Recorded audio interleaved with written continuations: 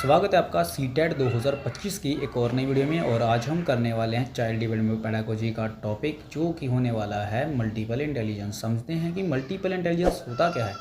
यानी कि सब्सक्राइब करो, लाइक करो और शेयर करो अगर आप चैनल पर नए हो तो। और अगर आपको नोट्स चाहिए तो टेलीग्राम चैनल को ज्वाइन कर लेना। और मैं हूँ जर्मन सर और आप देख रहे हैं लर्निंग बाय जर्मन सर।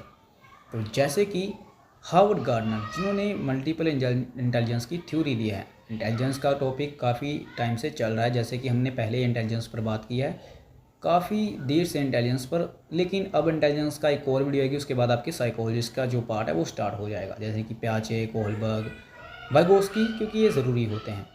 तो समझते हैं क्या होते हैं बिल्कुल सिंपल तरीके से। यानी कि मल्टीपल इंटेलिजेंस क्या होती है। 8 प्रकार की होती है, यानी कि उससे ज़्यादा भी है लेकिन फिर भी वेरीफाई किए गए हैं एनसीईआरटी द्वारा 8 प्रकार, यानी कि 8 टाइप्स। हावर्ड गार्डनर जो कि जिन्होंने कि सिद्धांत दिया है ये मल्टीपल इंटेलिजेंस का। Multiple intelligence also known as a multi dimensional intelligence. यानी कि इससे पहले हम ये समझते थे कि जो इंटेलिजेंस है वो सिंगल एंटिटी है, लेकिन यहाँ पर हमको ये मालूम होता है कि बुद्धि कई प्रकार की होती है और ये इसकी क्षमता भी अलग अलग होती है। Each of this intelligence are स्वतंत्र, यानी कि इंडिपेंडेंट ऑफ ईच अदर। तो ये चीज़ आपको समझनी चाहिए, क्योंकि आपसे अगर एग्जामिनर पूछे तो आपको इसका जवाब देना चाहिए। तो आपको ये मालूम होगा कि इंटेलिजेंस कई प्रकार की होती है, सिंगल एंटिटी नहीं होती, स्वतंत्र होती है, यानी कि इंडिपेंडेंट होती है। और 8 टाइप्स वेरीफाई हैं और उन 8 टाइप्स के बारे में भी आपको नॉलेज होनी चाहिए। अब वो 8 टाइप्स कौन कौन से हैं, अगर आपने पहले भी इन वीडियोस को देखा है या फिर यूट्यूब पर देखा है या फिर बात करें अपनी बुक्स में रीड किया है, तो देखो बात ये होती है कि आप उसको रीड कर लेते हो, लेकिन अच्छे से समझने की बात जहाँ पर आती है। देखो मैं कह सकता हूँ कि मैंने लैंग्विस्टिक जो इंटेलिजेंस है उसको रीड किया है, लेकिन बात यहाँ पर नहीं आती। मुझे भूल भी जाता है कि लैंग्विस्टिक इंटेलिजेंस क्या होती है। यार मैंने सुना है लेकिन क्या होती है। इसलिए हम आपको डीपली यानी कि अच्छे से समझाएंगे। आप इन नोट्स को रीड भी कर सकते हो और वीडियो के माध्यम से आप मेरी वॉइस से भी समझ सकते हो। सिंपल भाषा में बताऊंगा लैंग्विस्टिक इंटेलिजेंस क्या होती है। जो कि जिनका वर्ड स्मार्ट होता है, जो वाद विवाद अच्छी करते हैं, जिनकी रीडिंग, हेयरिंग, स्पीकिंग, राइटिंग अच्छी होती है, लाइक रविंद्रनाथ टैगोर, लाइक स्वामी विवेकानंद। और उनका जो person high on intelligence are word smart, यानी कि उनके वर्ड स्मार्ट होते हैं और लैंग्वेज अच्छी होती है, अच्छा बोल लेते हैं। तो सीधी सी बात है, यहाँ पर आपको रीडिंग, हेयरिंग, स्पीकिंग, राइटिंग में सबसे जो अच्छे होते हैं, यानी कि रेफरेंसेस हैं यहाँ पर रविंद्रनाथ टैगोर और स्वामी विवेकानंद, जिनके बारे में अगर आपने सुना होगा या फिर रीड भी किया होगा तो ये जो थे वो काफ़ी ज़्यादा थे। इसके अलावा राइटर्स भी होते हैं, पोइट्स भी होते हैं, जो कि लैंग्वेज इंटेलिजेंस रखते हैं। तो इसके बाद हमारी जो लैंग्वेज इंटेलिजेंस है उसके बाद आती है लॉजिकल इंटेलिजेंस।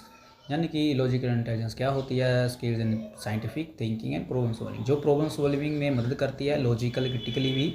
और person high on this type of intelligence can think logically and critically.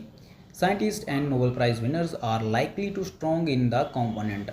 Albert Einstein जो थे और एपीजे अब्दुल कलाम, ये दोनों ही काफ़ी ज़्यादा लॉजिकल, मैथमेटिकल बुद्धि वाले थे, इंटेलिजेंस वाले थे, क्योंकि ये जो अपने फैसले थे ये बिल्कुल ही लॉजिकल और तर्क वितर्क करके लेते थे। और अल्बर्ट आइंस्टाइन को तो जानते हो, उन्होंने मैथ के कितने क्वेश्चंस निकाले हैं, उनमें ये हो ना हो ऐसा हो ही नहीं सकता। तो एपीजे अब्दुल कलाम की इंटरव्यू भी आप देख सकते हैं कि वो पढ़े लिखे थे और काफ़ी ज़्यादा पढ़े लिखे थे और नोबेल प्राइज़ विनर भी थे। और उसके अलावा अगर बात करते हैं हमारे स्पिरिचुअल इंटेलिजेंस की, तो ये ऐसे व्यक्ति होते हैं जो कि यानी कि मूर्ति बनाते हैं, या फिर आर्किटेक्चर्स होते हैं, या फिर इंटीरियर डिज़ाइनर्स होते हैं, डेकोरेटर्स होते हैं, पायलट सर्जन भी होते हैं। देखो बात ये है कि ये चीज़ बनाने से पहले इनके माइंड में मैप बन जाता है, तो ये अच्छे से बना पाते हैं। उसके अलावा कोई नॉर्मल व्यक्ति बनाए तो वो ऐसा नहीं कर सकता, क्योंकि स्पिरिचुअल इंटेलिजेंस उनके पास होती है। ये देखो skills in forming visual images, यहाँ पर ही आप समझ जाओ कि इनके पास स्किल्स होते हैं।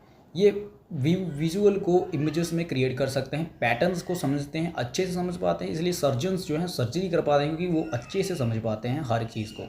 तो ये इंटेलिजेंस आप में होनी चाहिए। हाँ कुछ लोग होते हैं जिसमें एक से ज़्यादा इंटेलिजेंस होती है। तो ये होता है कि इंटेलिजेंस जो है, जिनमें स्पिरिचुअल इंटेलिजेंस होती है, वो क्या करते हैं, वो इंटीरियर डिज़ाइनर भी बन सकते हैं, वो मूर्तिकार, अच्छी मूर्ति बना सकते हैं। कभी आपने देखा है कि कोई मूर्ति कितनी अच्छी बना लेता है लेकिन दूसरे से वो नहीं बनती, हो सकता है उसमें स्पिरिचुअल इंटेलिजेंस हो सकता है आप में भी हो। तो म्यूज़िकल इंटेलिजेंस भी क्या होता है? म्यूज़िकल इंटेलिजेंस वो होता है जिसमें हम sensitivity to musical rhythms and patterns. It is the capacity to produce, create, सर्जना करना, यानी कि म्यूज़िक को बनाना या फिर मैनिपुलेट करना, परिवर्तन करना पैटर्न्स में, जो कर पाते हैं ए आर रहमान, सोनू निगम और लता मंगेशकर। और आप भी, अगर आप अच्छे सिंगर हैं, अच्छे से गा पाते हैं, अगर आप सेंसिटिविटी रखते हैं म्यूज़िकल रिदम्स को, पैटर्न्स को चेंज करने की, अगर आप अच्छी आवाज़ आपकी है, तो आप में भी म्यूज़िकल इंटेलिजेंस हो सकती है।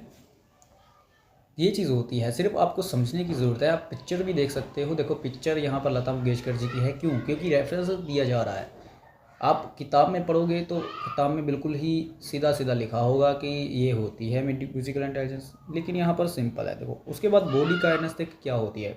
बॉडीली यानी कि ये होती है जो स्पोर्ट्समैन्स होते हैं, जो एथलीट्स होते हैं, डांसर्स होते हैं, एक्टर्स होते हैं, स्पोर्ट्स पर्सन लिखा हुआ है, या फिर gymnastic surgeons likely have kind to intelligence. ये इनकी बॉडी बहुत ज़्यादा फ्लेक्सिबल होती है, क्रिएटिवली होती है। जैसे कि हमारे बात करते हैं यहाँ पर विराट कोहली जी हैं, सर्जन्स, पायलट्स कॉमन होते हैं इसमें। और देखो स्पिरिचुअल और ये दोनों एक जैसे ही हैं, तो आप दोनों को एक जैसा ही मान सकते हो, क्योंकि देखो उसमें भी पायलट्स हैं, इसमें भी पायलट्स हैं। और ये बिल्कुल ही यार देखो फ्लेक्सिबिलिटी और क्रिएटिविटी जो होते हैं वो स्पोर्ट्समैन ज़्यादा होते हैं। तो इंटरपर्सनल क्या होती है? इंटरपर्सनल ये होते हैं दूसरों की भावनाओं को समझना। तो एक अच्छे से फिर भी एक बार हम रीड कर लेते हैं। मेरा ये पॉइंट ऑफ व्यू था कि मैं आपको सीरीजली लैंग्वेज में बता दूंगा, आप बार बार इसको रीड मत करो, कोई फ़ायदा नहीं है। एक बार में पढ़ो, आपको सब समझ जाओगे।